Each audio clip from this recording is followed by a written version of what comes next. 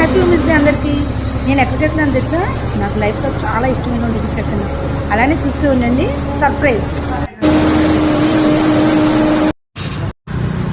మా తమ్ముడు వచ్చేసాడు. ఇవ్వండి, మా తమ్ముడు బండికి అయితే వెళ్ళిపోతున్నాను. అరే నేను అమ్మకి చెప్పలేదు. అమ్మతో చెప్పాలి, అమ్మకి వెళ్ళాక సర్ప్రైజ్ ఇద్దాం. లిఫ్ట్ అయితే వచ్చేసింది. నేనైతే అసలు అమ్మకి చెప్పలేదు. లిఫ్ట్లో పైకి వస్తున్నా, చూద్దాం అమ్మ ఎంత సర్ప్రైజ్ అయిద్దో. వచ్చేసాను, బెల్లి కొడుతున్నాను. వచ్చేసాను, వెళ్తున్నాను.